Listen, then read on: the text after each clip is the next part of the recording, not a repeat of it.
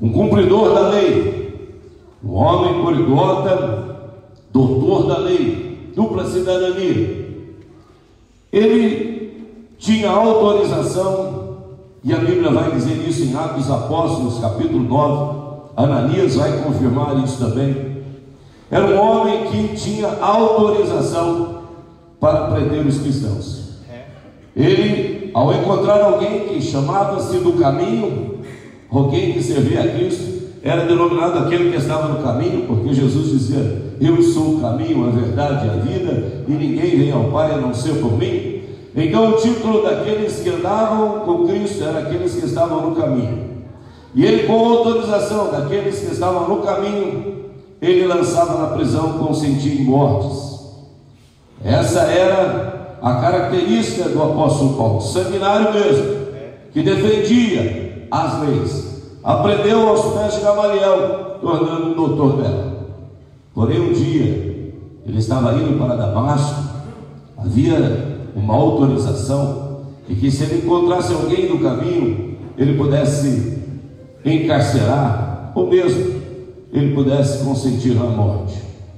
E no capítulo 9 de Atos dos Apóstolos, aleluia, que tremendo, Paulo vai indo para Damasco, e de repente, aleluia, de repente do Senhor pode se manifestar aqui agora. Quando de repente, aleluia, quando de repente, em Atos dos Apóstolos capítulo 2, diz que a igreja estava reunida no cenáculo. Ali Pedro estava pregando, e de repente, pastor Donizete, e de repente a Bíblia diz, com um som impetuoso, aleluia, aquele lugar foi invadido, e todos que estavam naquele ambiente, naquele cenáculo, foram cheios do Espírito Santo, como línguas de fogo pousou sobre a cabeça deles, e cada um falava em sua língua. O poder de Deus de repente foi derramado sobre eles. Glória, glória a Deus. Esse de repente hoje pode acontecer na minha e na sua vida. Paulo estava seguro de si, consciente daquilo que ele professava, um cumpridor da lei, doutor dela. Se eu vou para Damasco, quero pegar aqueles que estão no caminho e quero prender, se possível matá-los, para exterminar, para que eles não continuem pregando esse evangelho, que era um evangelho da ressurreição. Eles não acreditavam. E então Paulo vai caminhando, e junto com ele estava um grupo. De repente, aleluia, uma luz chega até ele, a luz brilha. Quem é a luz, meu irmão? Quem é a luz, aleluia? Quem diz eu sou a luz, aleluia? Quem me segue jamais andará em trevas. Quem é a luz? É o próprio Cristo, é a luz. E essa luz é tão forte que ela emana e resplandece na minha e na sua vida, porque ele vai dizer: vós sois a luz do mundo. Aleluia! Eu e você somos luz, porque ele é a luz. Ela emana dele e resplandece na minha vida e na sua vida. Por isso que as pessoas olham para nós e veem algo diferente, pastor. Tem que ver, tem que olhar para nós, tem que ver algo diferente. Como assim, pastor? No meio do mundo tão escuro, tão negro, um mundo de trevas, eles olham para nós e veem a luz. Não uma luz nossa, mas uma luz daquele que é a verdadeira luz, que emana na minha e na sua vida. Essa luz que chegou para mim, chegou para você, chegou para Paulo em Atos dos Apóstolos, capítulo 9, do caminho de Damasco. E ele então vê aquela luz, imediatamente fica cego, cai no chão. Aqueles que estavam com ele ouvem apenas a voz, e uma voz vai dizer: Saulo, Saulo, por que me persegues? Ele diz: é o Senhor, aleluia. Graças a Deus que ali naquele de repente ele já tem um discernimento de quem é. Ah, meu irmão, que gostoso é quando a gente identifica a voz do Senhor. Oh, aleluia. Um dia ela falou comigo e com você, e hoje ela continua falando. Ah, que gostoso é ouvir a voz de Deus através de um testemunho, de um louvor, de alguém que faz a leitura. É Deus falando conosco, aleluia. E é tão gostoso ouvir a voz dele. Aleluia. Paulo identificou: é o Senhor, sou eu. Aleluia. Sou eu mesmo que você está perseguindo. Mas só é o seguinte: você vai levantar, você vai ser conduzido à casa de Judas, na rua direita, ele vai te hospedar lá. Oh, aleluia! Naquele momento a vida de Paulo começa a mudar. Aquele que outrora era religioso, agora tem um encontro com a luz verdadeira. Aleluia, Jesus. Eu acredito que isso já aconteceu comigo e com você. Um dia nós que éramos religiosos apenas, oh, aleluia, o Senhor nos chamou e Ele nos chama. Meu Deus. Lá em João capítulo 15, versículo 16, Ele vai dizer que é Ele que nos chama, aleluia. E que gostoso é ouvir a voz dEle, entender o seu chamado. Paulo ouviu a voz dEle, foi levado à casa de Judas, na rua direita. E aí, prosseguindo, Deus vai falar agora com Ananias. Diz: Ananias, eu tenho uma missão para você. Você vai na casa de Judas, na rua direita. Saulo está lá. Ele está cego, mas você vai orar e ele vai voltar a enxergar. Eu já mostrei para ele, mesmo ele cego fisicamente, eu já mostrei para ele que você vai chegar lá e que você vai orar por ele. E ele vai enxergar, Ananias. Senhor, Aleluia. Orar por aquele homem. Nós ouvimos falar o quanto ele persegue a sua igreja, o quanto ele lança na prisão. Esse homem que o Senhor deseja que eu vá orar para ele. E aí Deus é Ele mesmo. Sabe por quê? Porque você está falando do Paulo antes do encontro em Damasco, do caminho de Damasco. Você está falando do Paulo religioso, do Paulo doutor da lei. Eu estou falando agora de um Paulo que teve encontro comigo no caminho. É ele que você vai encontrar lá na casa de Judas. E olha, eu quero dizer para você, Ananias, vá sem medo, vá tranquilo, porque ele também é um escolhido, aleluia. Ele é escolhido meu, Ananias, pode ser medo, eu escolhi ele. Ele vai pregar para os gentios e seus reis, mas não somente, ele vai pregar para judeus. Eu já o visitei, ele já foi transformado, ele já é uma nova criatura. Pode ir, porque ele é um instrumento meu, escolhido para pregar o evangelho. Aquele que outrora era religioso, agora é um instrumento do Senhor. Aleluia. E ainda Deus vai continuar falando com Ananias: olha, pode lá orar, unge ele é um vaso escolhido, ele é um instrumento para pregar aos gentios, seus reis, e aos judeus, e eu já revelei para ele. Aleluia. Presta atenção, Cristiano. Deus falou com Ananias e eu já revelei a ele. Eu já revelei para ele, Ananias, para Paulo. Paulo já está sabendo. Eu já o revelei quanto ele vai sofrer pelo meu nome. Eita Deus. Aleluia. O quanto ele vai sofrer pelo meu nome. Aleluia. Ele já sabe a missão que eu estou confiando a ele.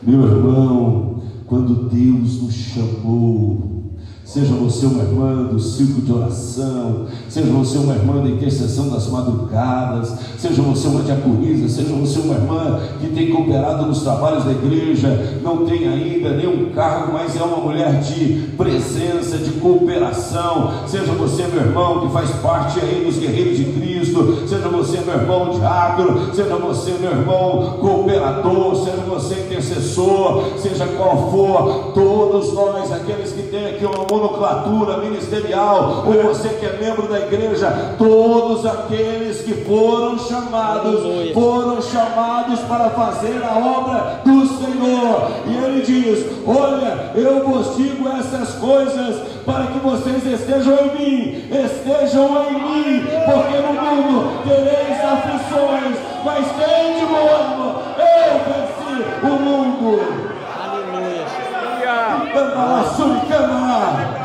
Oh, aleluia! Eu vos digo essas coisas para que em mim vocês tenham paz. É em mim que vocês vão ter paz, independente das aflições dessa vida. Fazer a minha obra não é fácil, mas a minha presença e a minha paz vai estar com vocês. Glória a Deus. Aleluia. No capítulo 16, depois desse encontro de Ananias com Paulo, e ele orou, ungiu Paulo, e a partir daí Paulo começou a pregar o Evangelho. Glória. Paulo começou a ir na sinagoga. Aleluia. Aquele que prendia cristãos, aquele que queria ver os cristãos mortos, agora está na sinagoga pregando o Evangelho. Olha o que Deus faz na vida do homem. Ele transforma o homem de pecador em uma nova criatura. Alguém que odiava. Quantas vezes a gente ouve dizer: eu odiava os cristãos, eu odiava passar em frente à igreja, e aí o Senhor vai lá, se revela a ele, e ele passa a ser um instrumento nas mãos do Senhor. Como Paulo, eu e você fomos chamados pelo Senhor para fazer a sua obra. Glória. Glória a Deus. Obrigado, Jesus. Paulo começa a pregar, começa a evangelizar, e aí vem as perseguições. Ah, como vem perseguições, como vem afrontas, lutas, injustiças, e muitos querem desistir, muitos querem se afastar, porque, pastor, são muitas as lutas, a gente sofre demais por fazer a obra. Olha, pastor, eu não quero mais esse cargo. Ah, pastor, não dá mais para estar nessa liderança. Ah, pastor, estar na frente daquele trabalho é difícil demais. Parece que as pessoas, elas não valorizam. Parece que as pessoas não estão vendo o meu esforço. Parece que quando eu tento fazer, as pessoas retraem, começam a puxar contra. Quantas vezes nós ouvimos isso? É verdade. As pessoas querem parar, querem desistir, porque acham que o caminho está difícil demais. Olha, eu quero ser apenas cristão, crente, e tá bom. Eu não quero me envolver, pastor Donizete, porque é difícil demais. Eu não quero me envolver porque as pessoas começam a atacar, então eu prefiro ficar no banco. Eu quero servir a Deus, eu quero ter paz. Meu irmão, você foi chamado para fazer a obra sim. Minha irmã, você foi chamada para fazer a obra sim. Há uma imposição, há uma ordem imperativa: ide, pregai o Evangelho a toda criatura. É para mim e é para você. Oh Deus. Deus. Mas Deus nos anima. Vem dificuldades, mas Deus nos anima. Verdade. Oh, aleluia. Foi fácil para Jesus? Não. Foi fácil para Jesus? Não. Ele fez a obra. Ele veio para implantar o seu reino celestial. Ele dizia: arrependei-vos, é chegado o reino dos céus. As pessoas achavam que o reino que ele veio implantar era um reino físico, de um palácio, de uma cadeira real, aonde aqueles que o seguiam teriam cargos importantes nesse reino. Eu vou andar com ele, porque vai sobrar um lugarzinho para mim nesse reino. Eu vou ter um lugar de honra junto com ele, vou ter um salário bom, é isso que eu quero. Enfim, chegou o rei que nós esperávamos, o rei popular, que vai olhar para nós, vai nos colocar em cadeiras, que com esse rei aí nós não temos chance. Era esse o pensamento. Mas não era esse reino que Jesus veio implantar. Sabe por quê? Porque esse reino é passageiro, é transitório, passa de reino para reino. Morreu, acabou, vem outro. Mas o reino que ele tem para mim e para você é um reino eterno. Aleluia. Aleluia. E realmente nós temos um lugar preparado para nós com esse rei dos reis. Há um lugar para você, minha irmã, há um lugar para mim preparado nesse reino. Olha que privilégio, é esse reino que ele veio implantar, para que eu e você pudéssemos estar. Mas durante a trajetória ele fez milagres. Ele curou cegos, e cego de nascença. Ele curou um cego que ficou cego na sua trajetória da vida. Ele curou paralítico. Ele libertou encarcerados, endemoniados. Ele libertou leprosos da doença de uma sentença de morte. Ele multiplicou o pão e o peixe, saciou a fome do povo, ressuscitou mortos, inclusive o filho daquela viúva de Naim, que estava com o coração totalmente arrebentado pela morte do filho. E a Bíblia vai dizer que Jesus olhou para dentro do coração dela e ele teve compaixão daquela mulher, ao ponto de dizer: para esse cortejo, não vá adiante, porque ele olhava para o coração daquela mãe, dilacerado pela morte do filho, e chega lá e muda a história. Aleluia. Que alegria encontrar com Jesus no caminho. Que alegria eu e você encontrarmos com Jesus no caminho. Paulo se alegrou porque encontrou com Jesus no caminho. No caminho da nossa vida nós encontramos com Jesus. Glória a Deus. E da morte nós passamos para a vida também. Estamos mortos, e a Bíblia vai dizer isso. Estamos mortos nos nossos delitos e pecados, mas Cristo nos vivificou. Aleluia. Aleluia. A alegria de encontrar com Jesus no caminho da vida é privilégio. Às vezes você acha que você não é ninguém, às vezes você acha que você não tem valor. Você é privilegiado, eu sou. Nós tivemos um encontro com Jesus no caminho da vida e passamos da morte para a vida. Aleluia. E aquele jovem morto, Jesus chama, toca no caixão, no esquife, dá uma ordem, e aquele jovem volta à vida. E Jesus devolve aquele filho para a mãe, e aquele coração dilacerado pela pedra agora está feliz, e ela volta para casa com o seu filho vivo. Mudou, houve uma conversão. Estavam indo para um cemitério sepultar e voltam para casa agora com vida. Aleluia. Jesus, porém, a religião prendeu Jesus, a religião condenou Jesus, a religião matou Jesus, achando que ali era o fim. Meu irmão, tem coisas que acontecem na sua vida que não é o fim, é o começo de uma nova história. É Deus dizendo: chegou o fim dessa história, porque a que eu tenho é melhor do que a que você está vivendo. Aleluia. Nessa noite Deus nos trouxe aqui para dizer isso. Talvez você esteja sofrendo por alguma perda. São perdas que são vitória, são perdas necessárias para que uma nova escrita seja na sua vida. Talvez você perdeu alguma coisa e você esteja sofrendo por essa perda. Não sofra mais a partir de hoje. Eu quero falar com uma palavra profética na sua vida. O que você perdeu é para o Senhor escrever a partir de agora uma nova história na sua vida. Aleluia.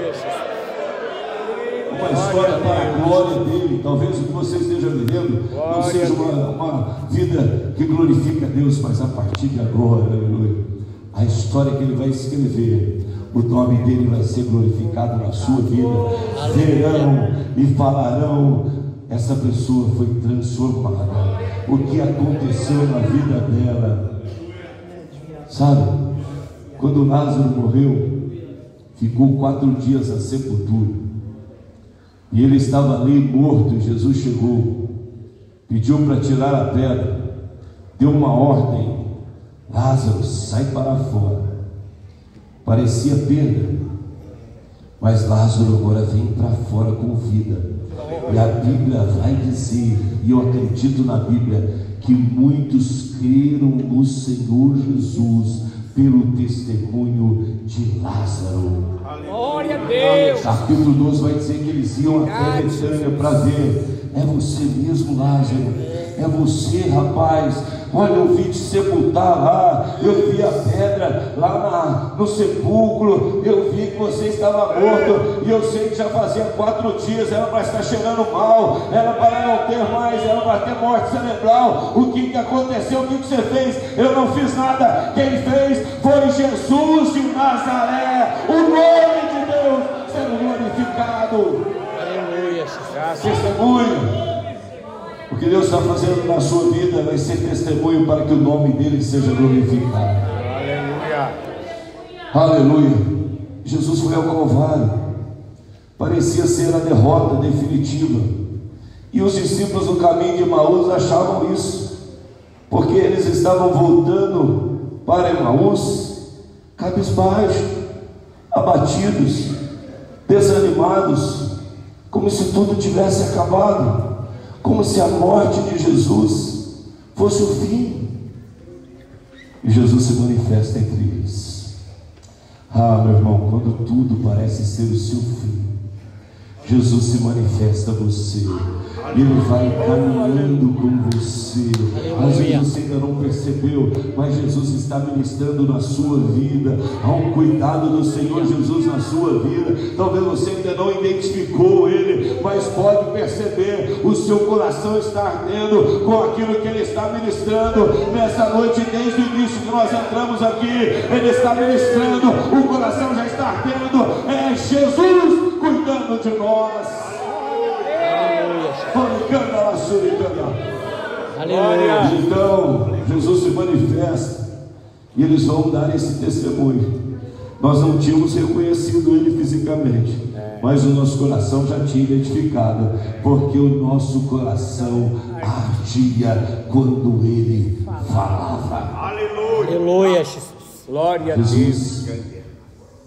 Jesus que ressuscitou ao terceiro dia, uma vitória definitiva, uma vitória eterna, que nos garantiu também vitória. Aleluia, Jesus. Quando tudo parecia perdido, ali Cristo conquista para mim e para você. E Paulo vai dizer isso, que em Cristo Jesus, eu e você somos mais do que vencedores. Aleluia, Jesus. Esse Paulo que estava sendo perseguido, esse Paulo que sofria afrontas, e olha, não foram poucos os sofrimentos de Paulo durante a sua trajetória.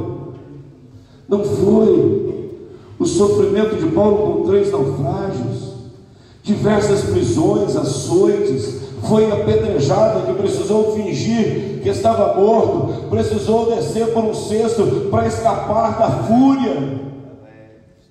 É esse Paulo que, quando está aqui com os irmãos de Coríntios, ele vai dizer assim: olha, meus irmãos, permanecei firmes. Amém. Permanecei firmes. Maravilha, Jesus. E que absolutamente nada os abale. Permaneça firme, meu irmão. Permaneça firme, minha irmã. Líderes, ministros, permaneça firme. Aleluia. E que nada, absolutamente nada, vos abale. Deus, Ele cuida de nós. Paulo está dizendo: pode vir lutas, tribulações, aflições, perseguições, injustiças, mas permaneçam firmes, absolutamente firmes, e que nada vos abale nesta caminhada. Glória a Deus. Ele vai continuar dizendo: dedicai-vos dia após dia, aleluia. É hoje, é amanhã, se houver, se dedique, faça o seu melhor para Deus. Aleluia, Jesus. Faça o seu melhor. Se você cante, continue cantando, faça o seu melhor. Se você ensina, continue ensinando, faça o seu melhor. Se você é líder, continue liderando, faça o seu melhor. Não fique preso no ontem, mas continua dia após dia. Se Deus me der vida amanhã farei com dedicação. Procurarei fazer melhor do que fiz hoje, porque o reino é de Deus e Ele conta comigo. Aleluia, Jesus. Ele conta comigo e conta com você dia após dia. E Ele está conosco dia após dia também. Eis que estou conosco todos os dias. Hoje Ele está comigo, e se houver um amanhã, se Ele decidir que eu deva estar vivo, porque Ele é autor da vida, só Ele dá, só Ele tira. Se Ele decidir que amanhã eu esteja vivo, Ele está comigo, e eu farei o meu melhor para Ele. Glória a Deus. Aleluia. Quem está falando isso é Paulo, Verdade. o apóstolo Paulo, que passava por lutas e aflições, cadeias, mas que em todo o tempo ele aproveitava. Paulo na cadeia escreve cartas que hoje eu e você somos orientados. As cartas de Paulo não estão como um retrovisor que eu olho para a igreja do passado, ou seja, a igreja de Éfeso, ou a igreja de Coríntios, ou a igreja de Roma. Não, as cartas de Paulo é como um para-brisa em que eu olho para frente, que eu tenho que caminhar, e ela me instrui a fazer a vontade de Deus. Aleluia. Glória a Deus. As cartas de Paulo não foram apenas para as igrejas do passado, é para mim, é para você, igreja do presente. E eu não olho no retrovisor apenas dizendo é para a igreja lá de Coríntios. Não, é para a igreja em CPI Iguaçu-Mirim, é para a igreja Assembleia de Deus Madureira, é para a igreja Pentecostal dos Milagres, é para a igreja CPI Quiximagério, é para a igreja do Senhor. Eu olho para frente com as cartas de Paulo, louvando e glorificando a Deus. Aleluia. Dia após dia. Glória a Deus. E ele vai continuar. Plenamente sejam conscientes de que no Senhor, ou seja, que haja uma plenitude na nossa mente, que haja uma totalidade na nossa mente, que não haja espaço para influências, comentários, dúvidas. Não, plenamente eu esteja consciente. Eu não tenho dúvida do que aquilo que eu estou fazendo é para Deus. A minha mente está plena nisso. Eu não faço por conta do pastor Donizete, eu não faço por conta do pastor que aqui falou, eu não faço por conta de um líder de ministério, eu faço por conta daquele que é o dono da obra. Glória a Deus. É para Ele que eu faço, e eu sou privilegiado de ser um dos escolhidos para esta obra. Glória a Deus nas alturas. Aleluia, Jesus. Que Ele nos escolheu, nos proporcionou esse privilégio, e não foi porque eu e você merecemos, foi exclusivamente pelo amor dele que se manifestou em nós, José. Ninguém daqui fez nada para merecer, ninguém teria nada para entregar. Ele nos escolheu por amor, irmãos, ao ponto de entregar o seu Filho unigênito para que todo aquele que nele crê não pereça, mas tenha a vida eterna. Isso é amor. E eu sempre costumo dizer, e meus irmãos de estima sempre ouvem eu dizer o que Paulo diz em Romanos 5,8: mas Deus prova o seu amor para conosco, aleluia. Há uma prova desse amor, qual é? Em que Cristo morreu por nós, quando ainda éramos pecadores. Aleluia. Maior prova de amor é alguém morrer por um pecador, e Cristo morreu por nós, todos nós. Paulo vai dizer em Romanos 3,23 que todos pecaram e destituídos.